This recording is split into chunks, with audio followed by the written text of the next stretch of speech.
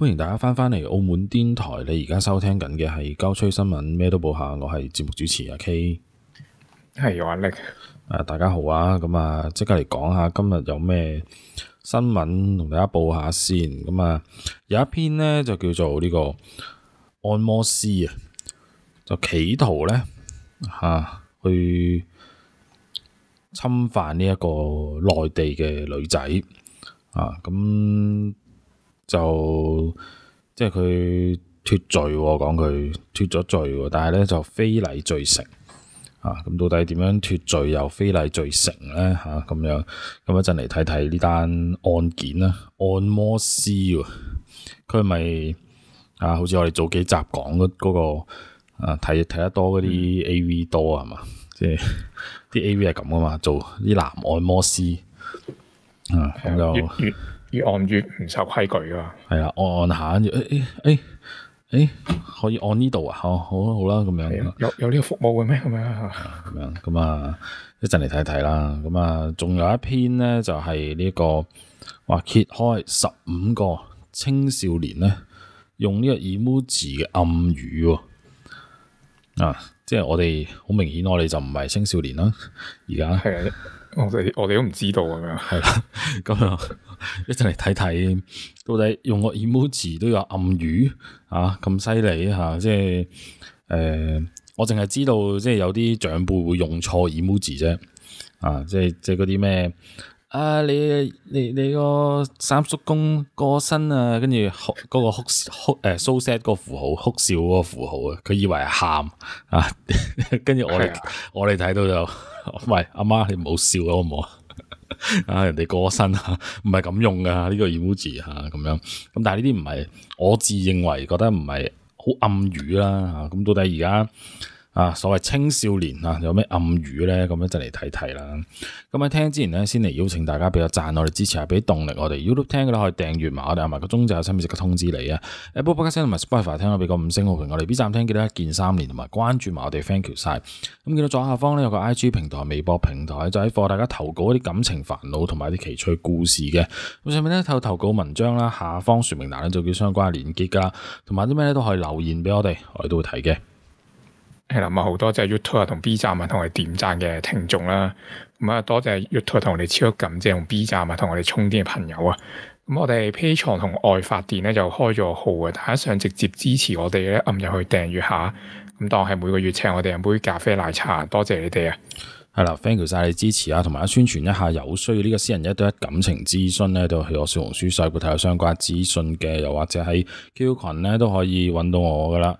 OK，咁即刻交俾我嚟報道一下呢一個按摩師企圖侵犯呢一個內地嘅女仔咁就呢一個咧就係一個香港嘅男按摩師嚟嘅，咁就有一個嚟香港旅行嘅女大學生啦，即係內地嘅咁樣，咁就去按摩咁又咁啱揾咗個男按摩師咁樣，咁就發生咗呢啲一連串嘅事件啦，咁就大家娓娓道來啦咁樣。咁咧就嗰個女事主咧，咁佢就話啦，喺23年嘅6月咁都好耐咯可能即係佢啲 case 通常都審好耐啊，係嘛？咁喺23年6月啦，咁同男朋友咧就嚟到香港旅行啦。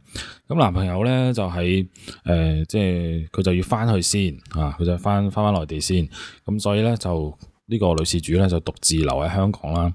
咁喺男朋友翻咗去嘅夜晚咧，咁佢就去咗呢個即係涉案嘅呢個按摩店啦，咁就諗住鬆下啦，係嘛，按下摩啦。咁當時咧，咁鋪頭咧有幾名技師同埋啲客人咁佢咧原本咧呢個女事主嘅要求我要女技師嘅，咁但係咧就即係可能個老細同佢講啦，就話啲女技師招呼緊其他客人咁得翻男技師咯，咁呢個女事主就即係可能我唔知佢係咪即係諗住快啲按完咁翻去瞓覺定係乜嘢啦，咁總之佢同意咗咁男技師啦，咁男技師幫佢按摩啦，咁跟住之後咧就跟佢入房啦，係嘛，咁按摩入房按噶嘛，好啦，咁跟住之後咧佢就換咗按摩店提供嘅即係嗰啲衣服啦。咁啊呢個被告啊，男被告啊，咁就呢個男按摩師咧就開始啊幫佢按摩啦。咁女事主就話咧，兩個人咧就曾經咧即係開頭按嘅時候咧都係普普通通咁樣喺度會傾下偈咁樣啦。咁亦都得知咧呢個男按摩師咧就係喺香港做嘢嘅內地人嚟嘅。咁即係大家可能同聲同氣有傾下偈啦，係嘛？咁喺呢個按摩師按摩期間咧，咁女事主咧就瞓着咗按到咁。女事主就話係啦，我按到瞓着咗。咁呢個男按摩師咧之後就叫醒我啦。咁指咧原本咧按摩嘅時間咧已經完結咗啦嚇。咁呢個女事主就同意加鐘就喺呢個加鐘嘅時間咧又瞓着咗。喺呢個題外話講一講，你按摩瞓着咗好似好蝕咁，我自己覺得。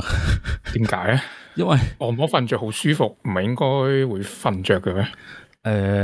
我覺得舒服嘅瞓着係證明佢真係按得舒服嘅，但係好似即係你個精神上好似少咗呢個享受按摩嘅呢個即係好似冇體驗到呢個感覺係嘛？有啲類似係咁樣啦嚇。咁不過可能各有各中意啦，有啲人就中意按到瞓着咁樣啦。好啦，咁事主就繼續講啦，女事主咁就話佢再度入睡期間咧，就感覺到咧下半身咧俾啲重嘢咧就壓住咗喎。咁所以佢就醒翻啦。咁佢就醒咗之後咧，佢就感覺到咧，哇，下體咧涼浸浸咁啊，好似有啲嘢咧頂住佢下面咁樣喎。咁當時咧就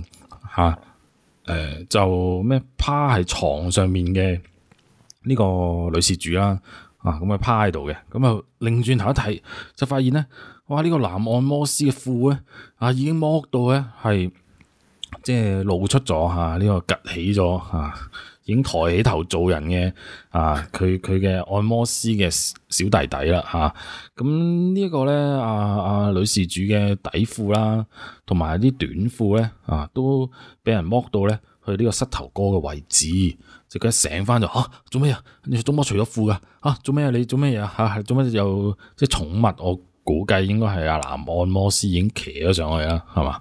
個身體重量咁樣係咯，應該係啦，應該唔會係碌嘢重，有幾重啊碌嘢？冇咁犀利啊嘛，幾斤咁樣啊？係咯，應該係個人有少少重量壓住咗佢咁樣啦。好啦，咁發現呢一幕之後咧，咁呢個女事主咧就即刻尖叫啦，救命啊！咁拎住個手機咧就離開呢個房間啦。衝去前台嗰度就話俾人非禮告佢強姦我跟住之後咧佢哋就即係指住佢哋啦，就要報警啦。咁但係咧前台嘅人咧就冇人理佢就話唔會啫，冇報警咁最終咧女事主自己報警咁樣。好啦，咁呢個就係以上就係女事主嘅。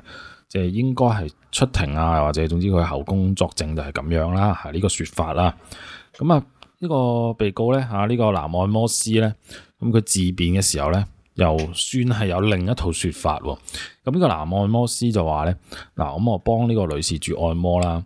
咁我哋傾偈咧，就傾下咧，就傾到一夜情呢樣嘢喎。咁女事主就當時咧就表示，都幾想試下。咁又引導男按摩師嘅手咧，去摸落佢個胸嗰度咁咧呢個女事主咧就繼而咧就剝咗呢個短褲同埋底褲咧，就剝到去膝頭哥嗰度。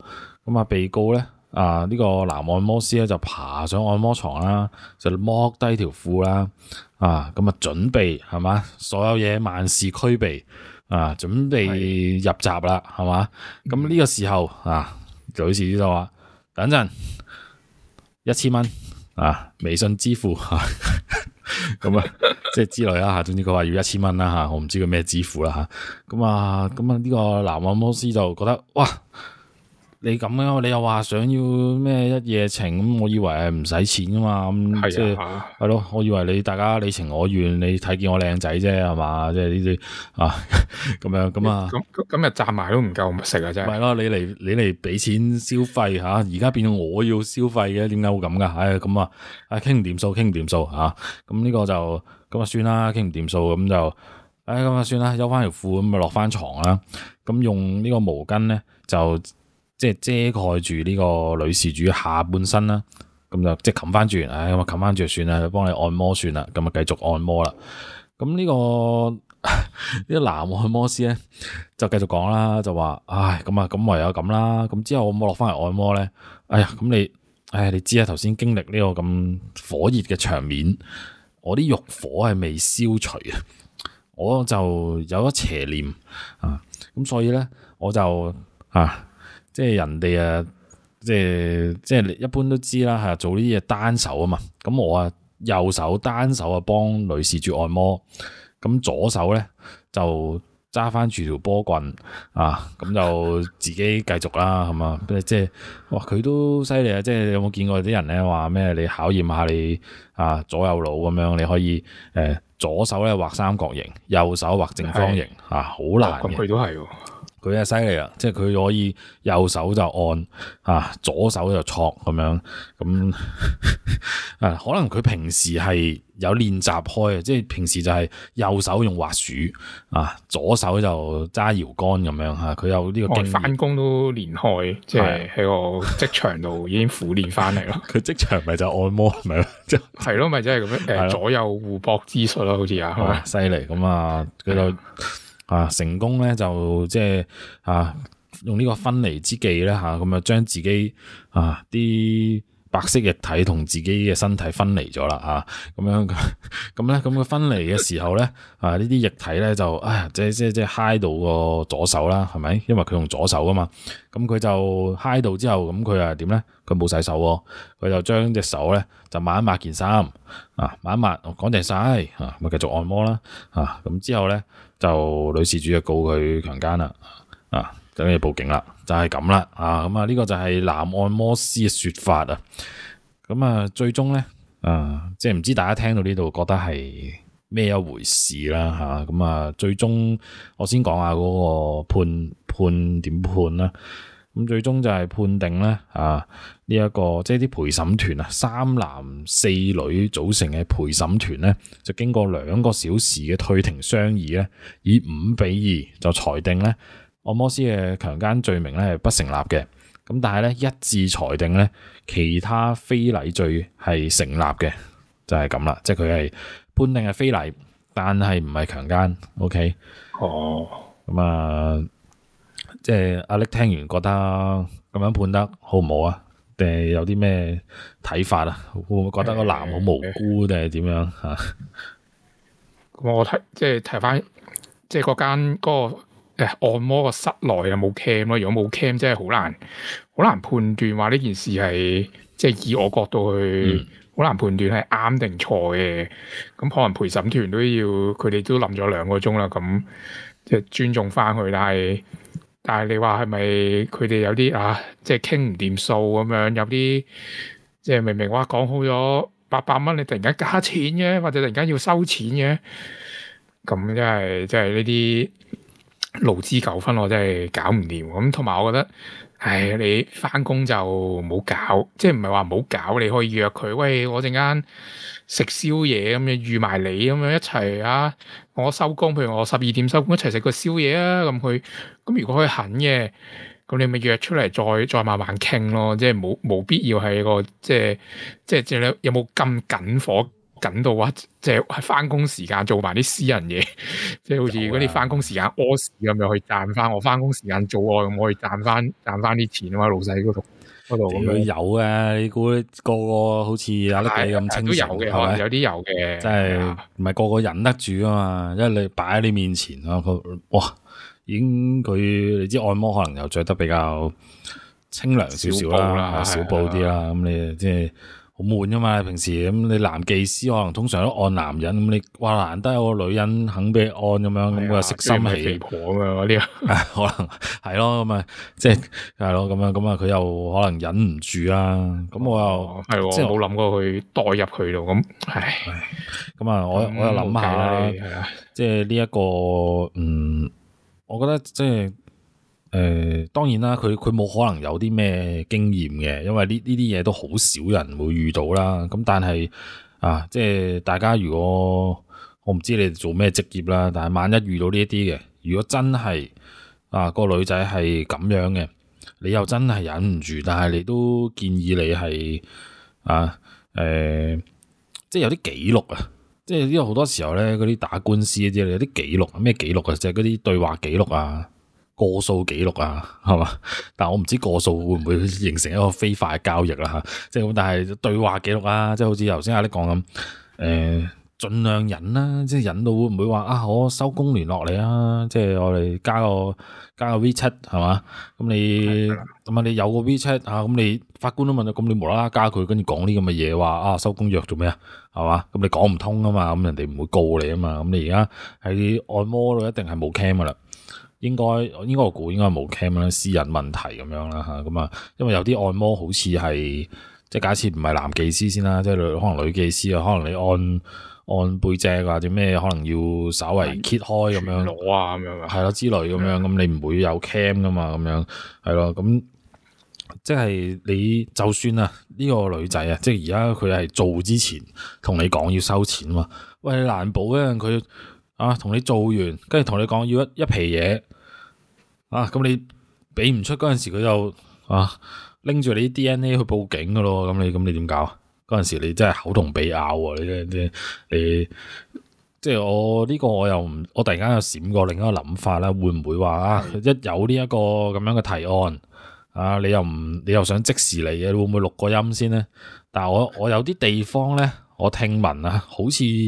舉例好似澳門就好似係嘅，即係錄音無啦啦錄人哋音咧係犯法嘅，好似係啊，我唔係好確定，但係總係有啲地方係會咁啊，即係你係一個對方唔知情嘅情況下錄人哋音，好似係會犯法嘅。咁但係即係話說回來，就算你錄人哋音係犯法，咁但係你可能稱呢個錄音係正宮啦，你犯咗呢個偷錄人哋嘅法啦，但係你可能會解除翻你強姦人哋呢一個罪名咯，即係咁都一種保障，係一種保障，同埋你錄個音，你可能係一個自保行為，跟住你唔係諗住錄完去散佈啲乜嘢噶嘛，即係唔係諗住話我錄低一陣佢燒暈嘅叫聲咁樣，唔係你只係自保啫咁樣咁。你如果冇咩事幹嘅，咁你又唔會即係跌一條錄音又冇嘢，咁冇人知啦，係嘛咁啊？即係我唔係話推薦大家犯法，即係你自保有時即係會唔會係咁咧？即係咁，但係咧總括嚟講就係都係有啲文字上嘅交流先去做呢樣嘢會好少少咯。我覺得，就算你話真係話過咗數過1000蚊俾佢，可能。最終你就算冇入咗嗰個強姦罪，可能都有嗰個咩即係嗰啲叫咩？關於嫖娼嗰啲罪即係會唔會咧？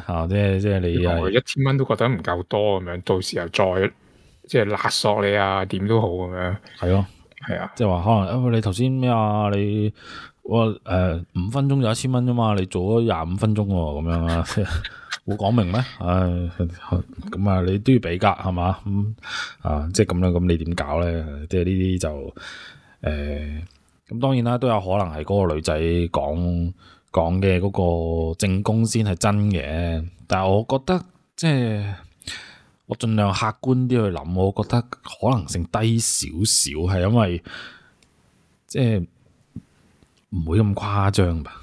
應該唔會啊！個女仔開頭入嚟都話揾女技師咁正常，佢會覺得呢個哇真係嚟按摩啊嘛，冇理由話我入嚟揾男技師係嘛，咁好明顯即係有少少意圖啦。咁佢唔係，咁應該就我覺得女仔咁樣，即係唔係男事主，即係男嗰個被告咁講話，個女仔嚟係諗住同我約炮咁，我覺得可信程度有少少低咯。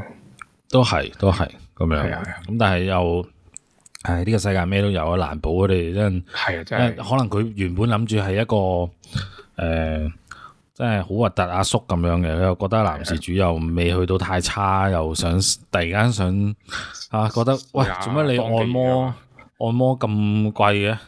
咁我賺翻錢先即刻咁樣，真係唔知啊！呢啲嘢真係好難講。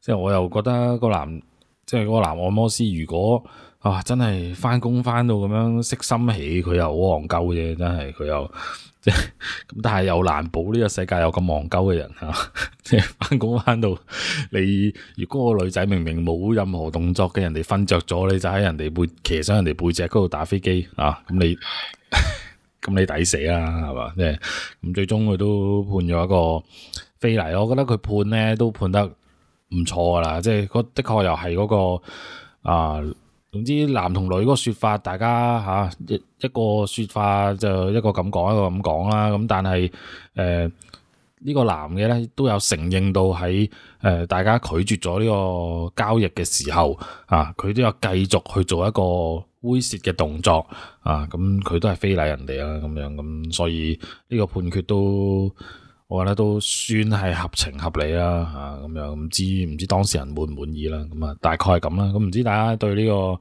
新聞內容有啲咩睇法啦？咁都可以講講嘅。你估計係點樣嘅故事情節？你信邊多啲咧？咁樣咁好啦，咁呢篇就報到呢度啦。咁交翻俾阿叻嚟報下篇啦。係啦，咁哇呢個 kit 15個青少年 emoji 嗰啲暗語咁 emoji 大家都知啦，輸入法入邊嗰啲公仔啦。咁最近 Netflix 咧有套劇集叫《混沌少年時》，哇大家都好似討論議論紛紛咁劇集描述咧，佢話青少年之間咧喺啲社交平台上邊用嗰啲 emoji 暗語咁當你以為一個藥丸食嗰啲藥丸嘅 emoji 係代表藥咧，其實咧而家喺呢個至今呢個 Gen Z 世代嘅係有其他嘅意思喎。竟然係啦，咁唔係藥丸咁係咩咧？藥丸係嗰個，我記得好似係一粒紅色咁樣，唔係紅黃色咁樣一粒藥丸係，哇真係諗唔到喎！無啦啦藥丸可以代表咩？藥丸係真係藥丸震蛋係嘛？個樣有啲似嗰啲係啦，係啊，呢個就係上一世代嘅睇法，唔知啱唔啱？屌啊！屌你！係啦，我覺得藥丸就真係藥嚟嘅。嗱呢個就係另一個上一個世代嘅睇法啦。係啊，古早世代嘅想法。係咁唔係咩咧？我想知係啦。哇！呢個劇集都好受歡迎噶，咁連英國首相都話咧，哎呀，要同自己仔女一齊睇咁樣。個劇集都係嗰啲哇一鏡到底哇一鏡到底嘅敘事即係好難，一鏡到底都好難拍噶咁樣。喺調度講翻嗰啲公仔先啦。藥丸咧，大家覺得真係藥丸啦，但係咧喺呢個青少年網絡世界入邊咧，嗰個藥丸咧就係用於推崇男性主義嘅圈子有性別真相意思啦，強調性別對立哇！呢個反女權嘅意思哇！原來呢個有咁嘅意思，我真係唔知喎。呢個關咁佢有冇解釋下咩？點解要咁樣？藥丸係有即係我而家 feel 到嘅意思啦，即係話係我唔中意啲女權嘅。總之我就係即係只係男性會用，又或者係啲女性諷刺一啲父權主義嘅男性嘅時候，就會用呢個藥丸咁樣啦即係咁係到底係咩啊？即係佢係偉哥咁樣係咪？即係咁嘅意思。有可能係即係咁 emoji 冇偉哥咩藍色藥丸仔可能就用呢個咁樣，或者係啦，或者即係要睇個劇集先知咁樣。係啦，下一個啦，一個爆炸嘅符號爆炸代表咧呢個非自願單身族群哇，差好遠喎！非自願單身族群即係毒撚啦，係嘛？都係嘅，有邊個毒撚，有邊個哥布林係唔想同啲精靈一齊嘅？冇犯法嘛，我都係咪啊？即係哥布林即係哥布林爆炸。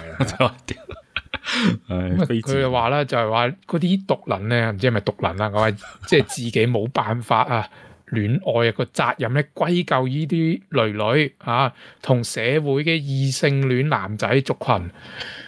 即係可能即係代表憤怒啊，即係覺醒之後爆炸咁樣，可能即係話咧，哇明明100條女對100條仔，咁咧但係咧100條仔入邊有20條仔係食咗80條女，咁剩翻80條仔要分20條女係唔夠分噶嘛？跟住就覺得要爆炸啦，憤世嫉俗係嘛？就係咯，係啦，好啊，係啦，咁啊，第二個啦，個 emoji 咧就係100分啊。即係一個100，跟住即係老師改卷100分呢個 emoji， 100分都可以有其他意思，100分意思即係60分係咪？跟住60分嘅意思就係100分咁你，哇！你搞到好亂啦，咁究竟100分定60分？咁80分會唔會係40分啊？80分可能 F 啊，F 評級咁樣。係咯，100分有咩？會唔會係啲咩個100有啲咩暗示定係乜嘢咧嚇？真係估唔到啊！咁啊，哇！100分咧就代表係啦，啱啱我哋講過嗰個80-20法則啊，即係話80% 嘅女女咧就會俾20% 嘅男性吸引啊。咁咧表示咧呢啲女性咧擇偶市場咧感到不滿啊，用嚟宣示自己嘅不平衡嘅戀愛觀啊。或者有啲詞話啊，100個女女。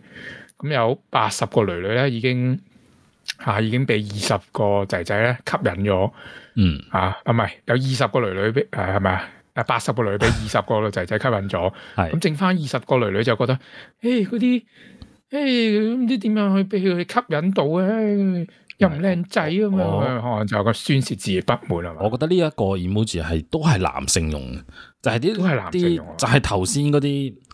頭先講係咩啊？嗰啲爆炸哥布林用呢一個100分呢個 emoji 咧嚟叫做吐槽嗰啲女性佢就覺得你明明咁多女性，80% 都淨係揀嗰20% 嘅即叫做高質嘅男性咁樣啦即係你哋眼中咁樣，跟住就搞到我哋冇女溝啦你哋即係你咁樣嘅擇偶模式係好唔應該嘅咁樣，即係佢哋應該係我估計應該係咁樣用嘅呢個 emoji 唔代表我立場我估計係咁樣用啫係啦，即係佢第三個咧就係哇，我都睇下一齊估啊，紅豆同埋咖啡應該係連住一齊用嘅，連住我咖啡我知啊。咖啡係咩啊？咖啡我成日睇 IG 嗰度都有啲，即係有啲片段咧，就可能係即係假設啦，係一個女士跟住就揸車揸得好好戇鳩咁樣嘅，跟住炒咗車定係點樣，跟住之後就有啲人就會留言一杯咖啡咁樣嗰個意思就係。個意思就係有啲似嗰個語氣女人咯，就係咁啦你有眼睇女人都係咁啦，咁樣即係一杯咖啡咁樣即係會唔會咖啡同埋汪阿姐即係聯想到一齊咧？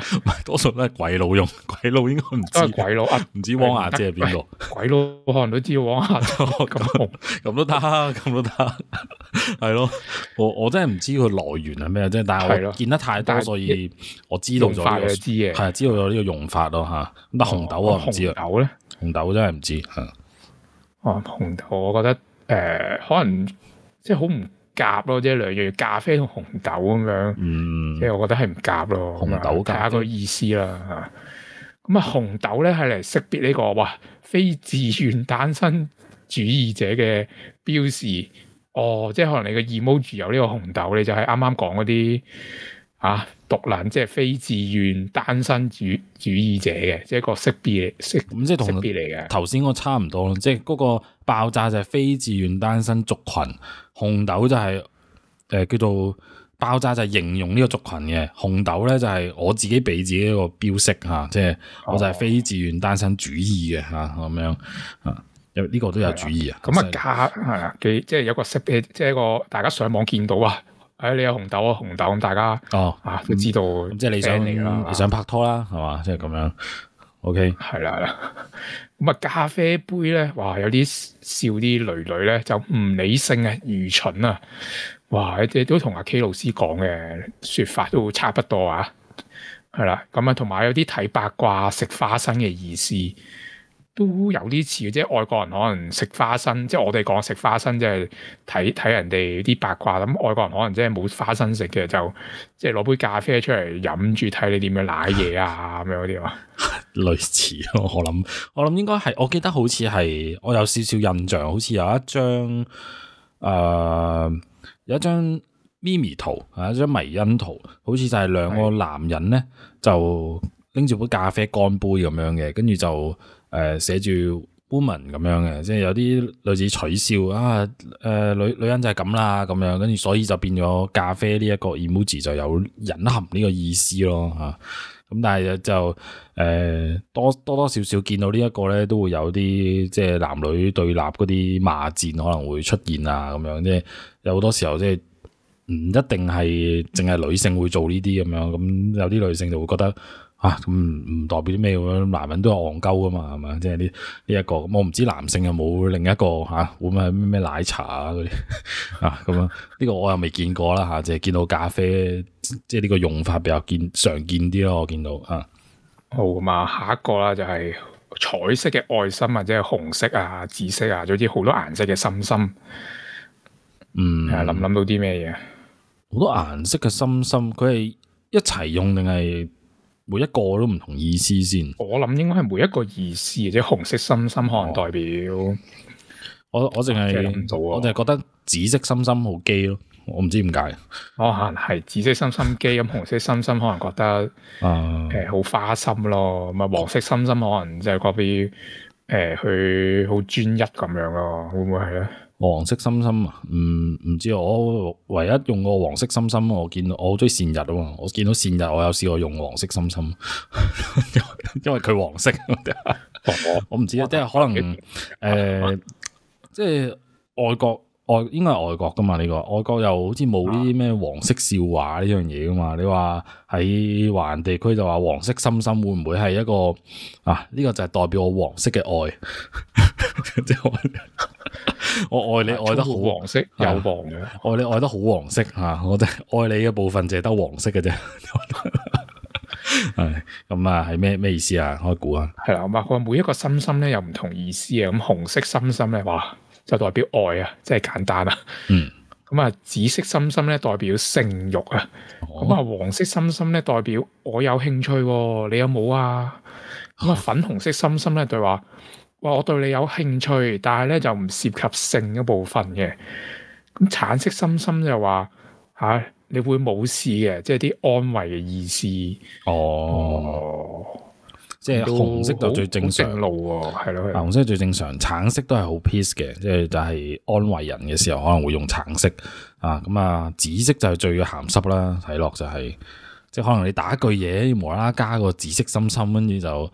嗰句嘢個含義可能就唔同咗啦，要含啲嘢叫你係類似可能本身嗰句嘢就係問你今晚想食咩啊？咁冇乜嘢嘅，好正常。可能你個答案應該係嗰啲我想食 pizza，我想食咩飯三文治係嘛？咁但係如果你話今晚想食咩啊？紫色心心，咁我諗下先啊，我想食啲好長啊，即係啲羊腸啊嘛，係啊之類咁樣嚇，咁樣咁。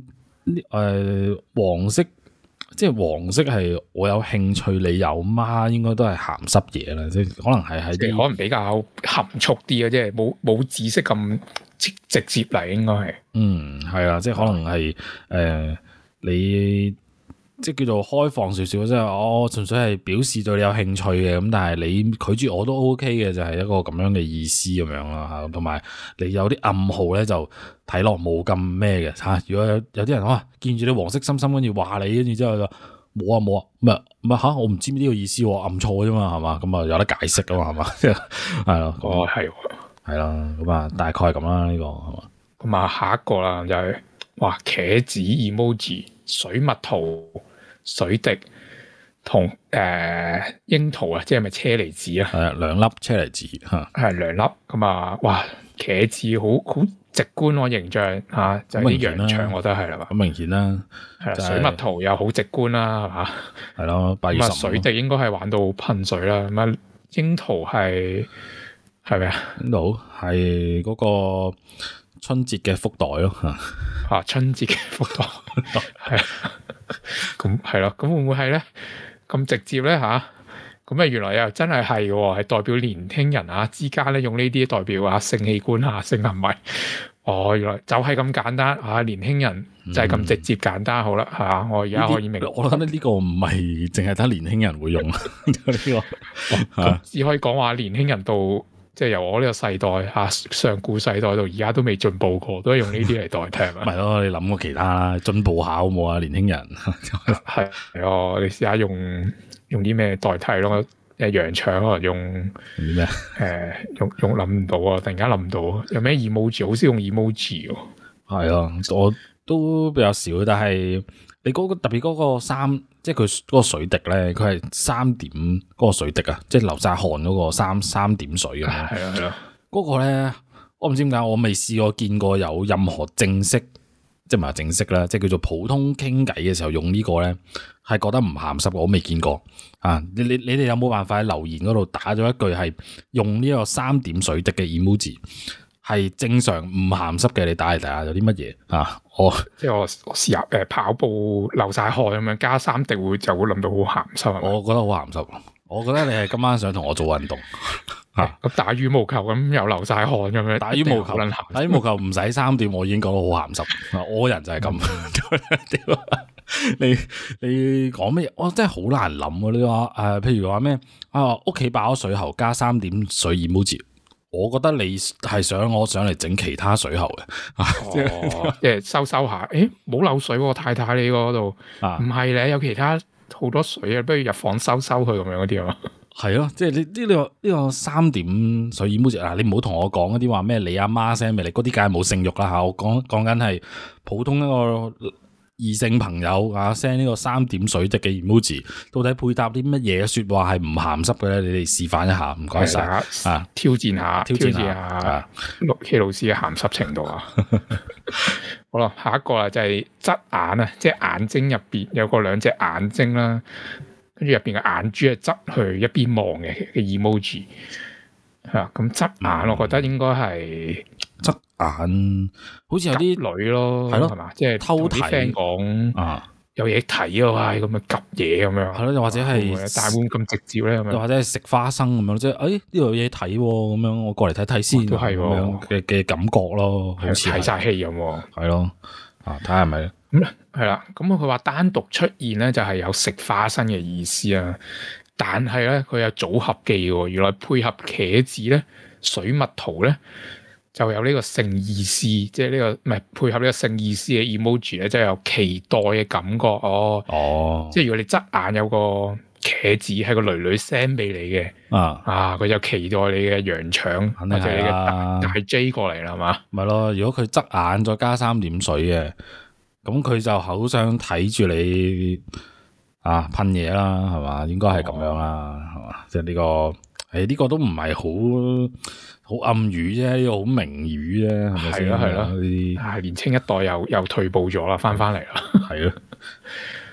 咁啊，下一個啦就係一個，呢個意大利嘅國際通用符，我知道，係啦，即係嗱，大家攞隻手出嚟，將嗰5隻手指咧合埋一齊啊，合埋一個點咧，咁就變咗一個嗰個咩形狀？一個意大利嘅國際手勢。意大利人講嘢咧係一定要做呢個手勢，佢講激動嘅時候一定係啦，啲手咧就會5隻手指攬埋一住咁樣，跟住喺度戳下咁樣，咁樣嘅手勢。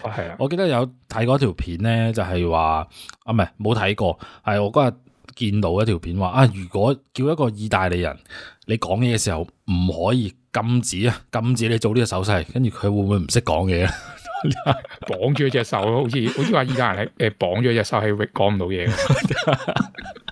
我冇睇晒條片，嗰日有嘢做，但係我覺得呢個測試好有趣，合理啊，係嘛？係咯，咁大家知啦，咁呢個國際手勢咁係咩用咧？我覺得根據啱啱啲年青世代咁直接嘅意思，我覺得就係即係屌你嘅意思咯。屌你啊！呢個係即係佢啱啱嗰啲水果啊，跟住又側眼都係咁直接咯。咁我覺得可能都係直接啲啫，即係可能佢哋即係以前嘅國際手勢就係舉起即中間嘅手指，咁但係用得多悶咁要區別，咁就用下意大利嘅手勢啦，就咁樣咯，轉一轉咁樣。我估就係呢個手勢 emoji 嘅意思就係代表意大利人。即係我食咗意大利腸，咁就係用呢個係啦，代表意大利嚇，咁啊食咗呢個 emoji 呢個意大利人手勢，然之後加個粉字啊，就代表我食咗意大利粉啦嚇，咁我咪唔使打意大利三個字咯嚇。即係只係單純代表意大利，咁意大利再加多個茄字就係意大利腸咁樣。係啦，冇錯啦，係啦咁樣。我今晚食咗意大利腸啊，咁啊成件事就好鹹濕啦，唔知點解。咁如果意大利加埋個菠蘿，跟住加個憤怒，即係個意大利人見到啲菠蘿就好撚憤怒咁樣。點解個披薩上有菠蘿啊？係咪？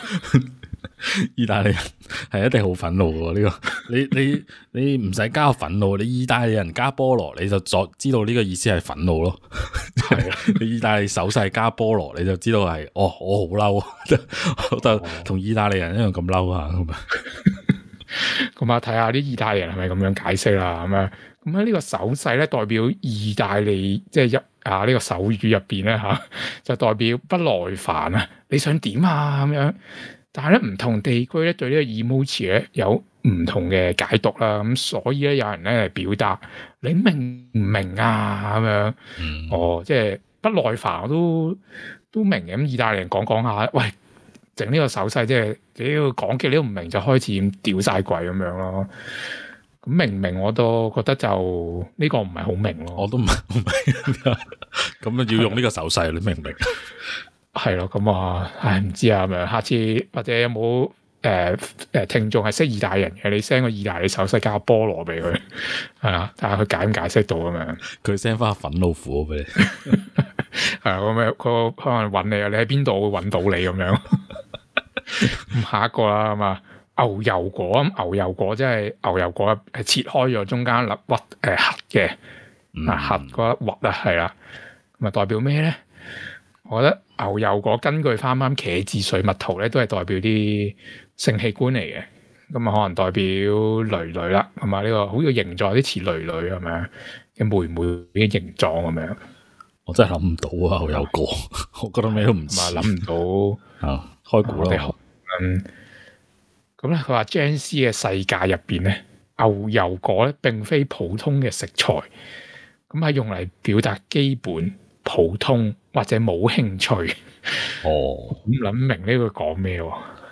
唔明咩叫張斯嘅世代係牛油果唔係普通嘅食材啊？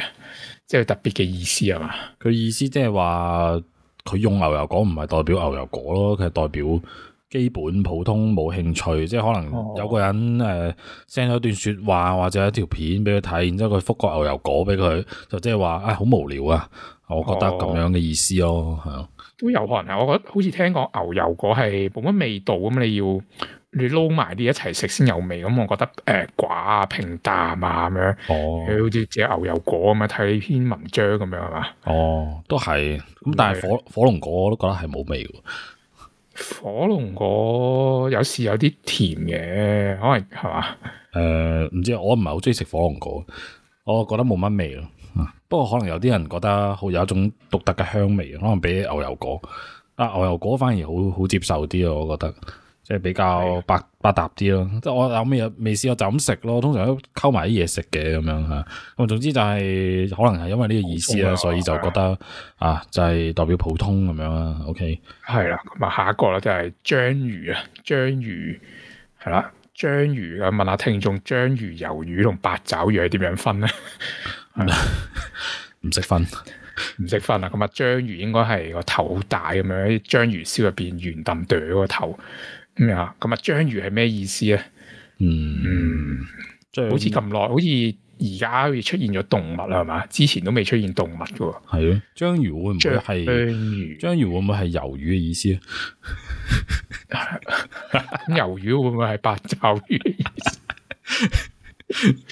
冇啊，鳩噏嘅，我唔知咩意思。章魚即係會唔會係一種？或者諗唔到啊。佢章魚個特點就係好多手咯，會唔會話你太多手啊？啊，你好多事啊嚇咁樣，係咯。但係外國人會唔會係咁樣咯？定係你章魚係個嘴係嘟嘅話你，哇你好吹得好勁啊咁樣會唔會咧？唔知啊，嚟睇下啦，到底係咩意思？咁啊喺呢個係啦 emoji 入邊咧，章魚嘅意思係有擁抱嘅意思啊。咁因為章魚咧有8隻觸手啊，咁啊將人咧緊緊咁樣抱住。喂，哇！原來呢個 emoji 係咁好嘅嚇。哦，咁但係有擁抱 emoji 喎，屌！哦，即係緊緊啊，即係可能擁抱就普通外國人就輕輕攬一攬。如果唔係攬到實一實嘅啊，即係好耐冇見啊，或者情侶之間又攬到實一實啊，咁就用呢個章魚啦。咁我識用啦，章魚加茄子，哇，絕到實一實，真係。係咪？係啦，就係呢個意思啦。冇錯，你個洋將好大咁樣嚟緊緊咁抱住章魚加3點水，哇，絕到你噴射咁啊，係咪？你識用真係明白晒。係啦，大家哇，原來可以混搭嘅咁啊！大家又學識一樣嘢啦嘛。咁下一個咧就係鼓掌咧，2隻手掌喺度拍手啊。鼓掌，我覺得好簡單直接啊，係嘛？吓咩啊？拍啊！拍嘅意思係咪咧？係咪咧？就係咁簡單，諗唔到其他咯。拍手咁係咯，開估啦嘛，我諗唔到咯。係啦，咁啊，有時候咧就講呢個emoji 嘅代表咧，說話中有反諷嘅意思啊。但係有啲人咧就代表係啪，就係啪嘅意思啦，就係咁簡單啦。都係嘅，其實我覺得呢個都未必算好暗語，即係有少少，即係譬如有啲人咧嚇發表啲偉論咁樣係嘛，有啲人就我都懶得覆你，覆兩個拍手嘅，你好叻啊，你姣崩崩啊，好撚好笑啊咁樣，係咯咁樣咯，咁另外拍咁啊3個手掌咁可能就拍嘅意思啦嚇，我都 OK 嘅，呢個都唔難明嘅嚇。咁下一個咧就係披薩。係啊，有意大利人，就一個披薩上邊就咁睇，應該未有菠蘿嘅，係有啲意大利腸肉嗰啲片嘅喺度，咁又唔敢啦。我同你講，組合埋啱啱嗰個手指一齊用咧，我整 emoji 嗰個唔夠薑，整菠蘿上去啦。意大利人反鳩佢啊嘛，係啊，啲意大利人又從此唔用 emoji。披薩可以代表咩？有即係話你好薄係嘛？唔係啊，披薩都有口批啊。即係我覺得外國人好中意食披薩，會唔會代表係食晚飯肚餓啦？哦，可能係，或者去你屋企睇住 Netflix 食住披薩，跟住有個手掌喺度。Netflix 成超原來係咁。係啦，咁啊 Netflix 就有諗超啲咩咧？咁啊超下披薩咯。係嘛？今晚要唔要嚟我屋企披薩咁樣？哇！係啦，披薩就呢個約會約炮嘅意思啦。我諗係啦。咁啊喺呢個年青世代入邊咧，披薩咧係代表我愛你嘅意思。關咩事啊？我都唔係好明點解用披薩嚟代表我愛你。披薩代表我愛你，真係唔明。係啊，咩諧音定咩？披薩，披薩。啲外國人好熱愛披薩，即係好似我愛披薩咁樣愛你。咁啲廣東人好中意食燒賣，係咪用燒賣嚟代表我愛你？燒賣你啊！係啦，我燒賣你咁，即係我愛你嘅意思會唔會咧？有冇燒賣呢個 emoji 咧？冇嘅，睇下會唔會有其他糯米雞嘅 emoji 咧？係啦，真係唔明，真係呢個唔明吓，真係估就係咁嘅意思啦。好啦，下一個啦，即係雪花吓，即係嗰啲啲雪入邊用顯微鏡睇咁樣唔同形狀嘅雪花咁雪花係咩意思咧？雪花凍咯，直觀就咁係。凍雪花，雪花，佢呢個雪花符號好靚咯，可能話你好似 Elsa 咁咯，或者會唔會係講 Elsa 會唔會雪花就係即係同你講咧 Let it go 咁樣係嘛？先要唱你可唔可以唱出嚟？我唱咗㗎啦，頭先算係。即係你會唔會同佢講，即係等於係叫咩？睇開啲啦，係咁嘅意思。由他去，由他去，由他去。係咪？屌啊！哇！雪花真係，我覺得係真係諗唔到啊！真係係嘛，睇下一個啦嘛。雪花咧就係形容一個人咧十分脆弱啊，唔可以接受呢個批評。即係雪花，即係我哋應該就係會用玻璃咯，玻璃心啊，即係廣東話嘅玻璃心咁。你外國人雪花都係啲脆弱嘅嘢，係啦，有啲似嘅啫。一有陽光就溶啊，咁樣係啦，係咯，又即係好脆弱，好容易消失，好容易咩咁樣就不經磨練咁樣啊，經你磨練咁樣嚇，特別喎呢個係啊。下一個咧就拎住鉛筆嘅手，咁樣手拎住啲鉛筆喺度寫嘢啦。哇！呢個咁有氣質嘅呢個 emoji，但係可以諗到啲，我覺得就係mark 低佢簡單啲啫。我有一大攞説話同你講嘅，但係我就先 send 呢個 emoji 俾你。咁你等你知道我有一大攞説話，咁你就唔好覆我住先嘅。屌，即係你意思咧？呢個 emoji 代表正在輸入中係嘛？係啊，但我提前話俾你聽，我正在輸入中。係啦，我 send 女朋友嬲你嘅話，我而家好多嘢同你講，但係咁女朋友，你知女朋友一打大落嘢啊嘛，大家都見過，但係咁點樣阻止你唔回覆佢咧？佢就 send 咗呢個先。我有睇過，之前有睇過梗圖啊，佢 send 一大落嘢，跟住之後下一秒跟住就 send 問佢你做乜唔覆我啊？跟住嗰個男嘅就覆佢過一分鐘啫喎。係咯，睇都未睇完，我未睇完，係嘛？你 send 咗5000字落嚟，我未睇完啊，咁樣咁你就可以喺呢個時候你點樣解決呢個問題咧？解決女朋友話你唔秒覆呢個問題咧，你就秒覆一個寫字嘅 emoji 啊，代表你我而家寫緊嘢俾你啦嚇。係啊，就係咁。你唔好話我唔秒覆你，我哋而家秒覆咗你啊。不過我寫緊，我打字冇咁快啊。係啦，係啦。啊，細個練打字練得唔好，而家打有啲慢啊咁樣。會唔會係咁嘅意思咧？睇睇。咁啊，下一個就係話拎住鉛筆咧，唔單單有寫字嘅意思啊，仲話咧係同同齡人分享啊，作出建議嘅意思。都有啲似，即係佢話有嘢要發表啦，就可能加個手喺度咁樣，你大家可以喺之後嘅文字呢個圖嘅後面嘅文字睇佢發表啲乜嘢咁樣。即係可能係同大家講嗱，我有嘢要講啦，即係要鄭重啲咁樣嘅，即係我接下來講嘅嘢係我認認真真講俾你聽嘅嚇，叫你留意一下，咁啊可能有個咁嘅意思喺度嘅。OK。係啦，咁啊下一個咧就係 WC 啊，一個洗手間嘅標誌，就係一個框入邊有 WC。會唔會係咩啊？譯音啊，what 抄咁啊？係咪呢個意思？外國人嚟嘅喎，係喎，啲外國人識 what 抄嘅咩？咁譬如話我記得有條片講阿昆汀啊，嗰個名導演啊講有 B。佢話佢去中國唔知跟邊個導演學，導演第一嚟教佢，我教你中文啦，類似咁樣，就係有 B， 唔係有可能粗口傳開咗啊嘛，有可能粗口佢哋係識嘅喎，咁係咪先？即係世界最通嘅語言就係粗口嚟嘅嘛，係啊，咁啊，即係點都要學翻一兩句中文嘅粗口旁身嘅嘛，咁啊 Charlie 咁樣嗰啲咁啊。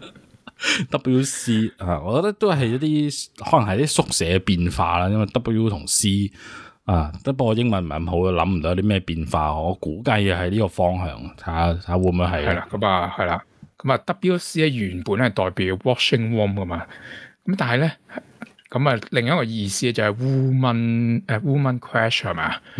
咁啊嘅意思咧就話向啲女性咧表達呢十分崇拜同仰慕啊。即係可能有一個睇一條片入邊個女仔咧好型好勁係嘛，跟住就哇 WC 嚟，哇真係敬佩陰勁係嘛，咁樣嘅意思啊。原來係咁啊，大家識用啦。咁下一個啦就係 cap 帽，就一頂帽。咁啊要講埋顏色嘅就係應該藍色啦，咁個藍色應該唔係綠色嘅，係啦，綠色係綠色我知咩意思，我未必睇得明啦。咁藍色嘅 cap 帽係咩咧？藍色 cap 帽，頭上面戴住一個藍色嘅 cap 帽，戴帽攞嚟戴，哇，做帽啊，有啲咩意思啊？戴帽，我諗係應該係會唔會係即係隱蔽字嘅，即係令到自己唔好咁出眾啊！即係我諗起 cap 帽啊，諗起美國隊長入邊啊，美國隊長就佢一剝咗面具，但係 cap 帽就全世界唔認得佢，就認到佢啦，我就唔知佢係邊個。係啦，但係成身肌肉咁樣行過咧，咁樣都好靚仔，都個個都唔認得佢係美國隊長嘅，因為佢戴咗 cap 帽咯，係咯，就係咁咯，係啦。冇乜咁嘅意思啫，係啊，即係有個人唔想咁出眾喎，咁樣戴 cap 帽咁樣咧。嗱，呢個 cap 帽咧就棒球帽啦，就係 CAP 嘅意思啦。但係美國黑人入邊嘅語言咧，有個意思咧就係 SHONG 啊，咩點讀啊？我真係唔識讀啊。咁咧有呢個雪啊，係咪讀裝啊？我唔識讀喎。裝唔知啦，關咩事？咁啊，個意思咧就係有說謊同虛假嘅意思啊。咁啊，當人哋同你講話佢咧我冇no cap 啊，我冇戴帽啊，咁嘅意思咧，即係話佢冇講大話。即係 cap 就係即係引用咗黑人嗰啲俚語，就係講大話嘅意思。會唔會 SHONG 就係 cap 呢個音咧？咁所以就有啲似 cap 帽個 cap 嘅音。咁就 cap 就代表講大話，no cap 就係代表我冇講大話咁樣嘅意思咯，可能係咁就係咁啦，係嘛？係咯，呢個就係大家即係提一提嗰套戲咯，或者你有唔係你有平時我哋啱啱講鬼佬其他用法，你有你鄉下嘅用法，你不妨同我哋講一講咁樣啦。係啦嘛，交俾下一位主播啦。係啦，我哋都冇噶啦，我哋都錄咗好耐呢個新聞，我哋就今日就報呢兩篇啦。咁今日新聞報道完畢啦，我哋下一集再見啦，拜拜。拜拜。